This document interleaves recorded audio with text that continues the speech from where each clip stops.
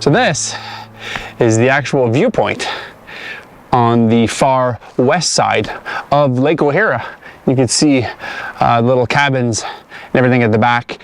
There's like 100 or 200 meter elevation gain, like a couple switchbacks, and you can get all the way to the back. And this is where you get a gorgeous view of the Lake Oesa area. And it's also one of the trails that veers off to go at the far back to get to Lake Oesa. Oesa Lake? I think I'm pronouncing that good. So there's like a second plateau here basically. So you have to get on top of the second plateau to keep on going. If you don't come over here, you can just walk around the Lake Oesa. Seven Veil Falls, that's what it's called. It's at the far back down there. You can't see it from here, but if you stay down below and you don't want to come up here. But there's an awesome view here. So I'm going to show you a nice pano of this whole area here right now.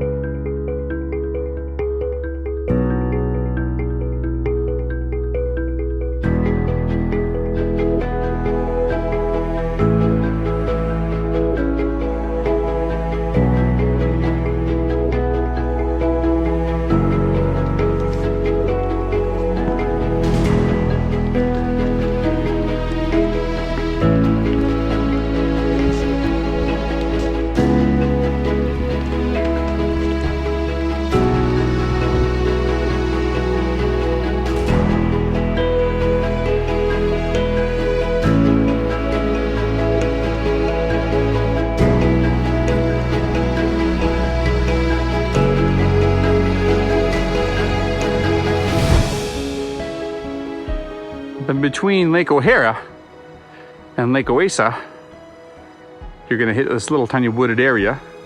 And then there's kind of like a big boulder scree here that I'm standing on. And there's a little tiny, I wouldn't call that a lake, it's more like a little pond. It's probably no more than 1 or 2 meters deep. We're actually going up there and we're going to Lake Oesa, which is right there. Well, we're on our way up to Lake Oesa. It's all pretty much rock, these nice little easy switchbacks. And I came to stop. There's a little opening here for the creek and these waterfalls that are quite loud. We got a gorgeous little area here. I don't know why the rock here is black. If anybody knows, leave a comment, because I might research that. I've always wondered, sometimes they'll have these rock formations that have like, it looks like black tar.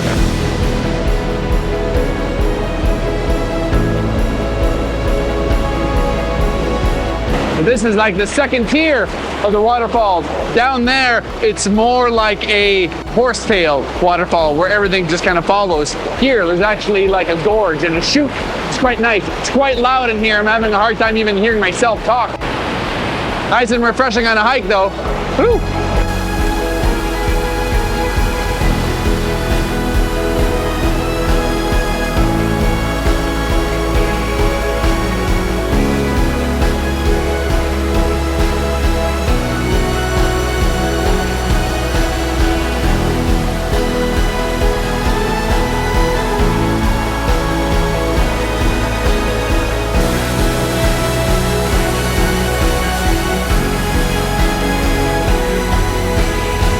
You can see behind me there, this is the view when you turn around, take a little break, take a little breather, and you got the gorgeous view of the mountains in behind us.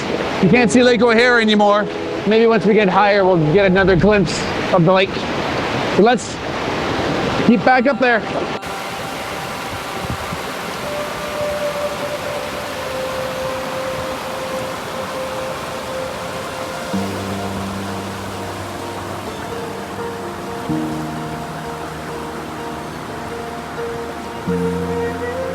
So a couple of these gorgeous little ponds between Lake Oesa and Lake O'Hara.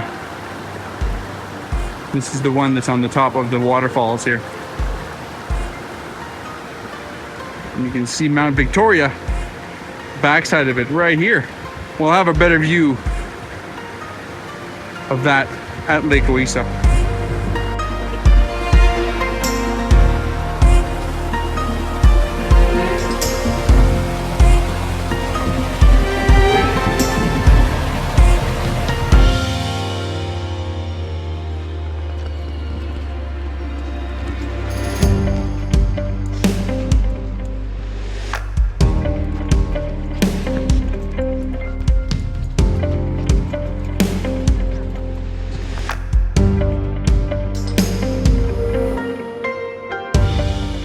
Just got to the Lake Oesa here. There's a marmot right there. He did not see me at all. It made some noise, but he didn't really. Hey, buddy. Hey, buddy. It's probably his little hiding spot right there.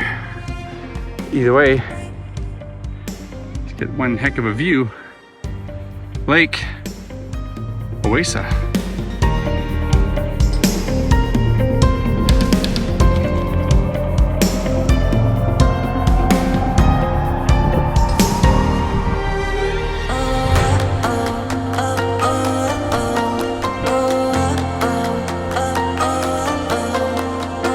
We didn't have to go very far to reach the end of this little valley here in the Lake O'Hara area. We only hiked like 3.8 kilometers, about 4 kilometers. I did do a couple detours here and there to shoot some content for you guys, but it's roughly under 4 kilometers. So you can do this loop also that goes at the bottom, and you can loop around, come see Lake O'Hara, Lake Oesa, and then there's a kind of a traverse that you can do, and you can loop around that way. It's definitely one of the prettiest places in BC, is my guess. But what's behind me, right over there, that is the Continental Divide. So all the water that's on this side lands in here. This is all going to flow into the Pacific Ocean. There's also Abbott Pass, which is at the far back over there. There's a scree chute over there. I'm looking at that, I'm like, could you get up there? Not a good idea. So here we have it. Finally made it to Lake Oesa. It's not as big as Lake O'Hara, but it's a fair size. Actually, when you look at the maps and compare, it's just a gorgeous view behind here. That's amazing. It's amazing. So I'm gonna take a nice pano of this whole area, and I'm gonna show you guys that right now.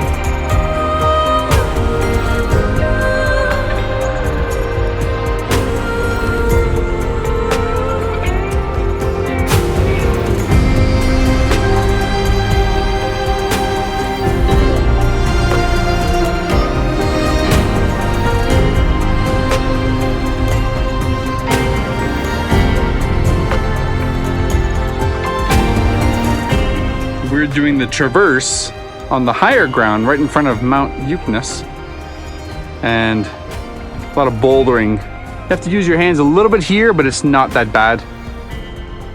Just like creaking down.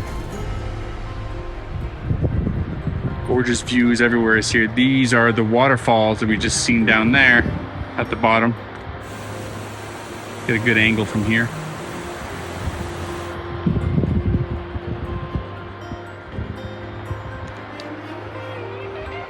Stellar views all over the place here in Lake O'Hara. So as you leave Lake Oesa, you kind of veer your way upwards, and then you have to do a traverse in front of Mount Yukness, which is right in behind me over there. You can see that ledge at the far back, and you have to veer. You just follow the top of that, and you can go around Mount Yukness, and when you get to the other side, you can get to come back down, or you can keep on going. There's so many trails here that it's good to have all trails and to load a bunch of different maps so that you kind of know which trails are going, so you don't have to walk them and figure out that that's not where you wanted to go. Amazing view here. This is insane.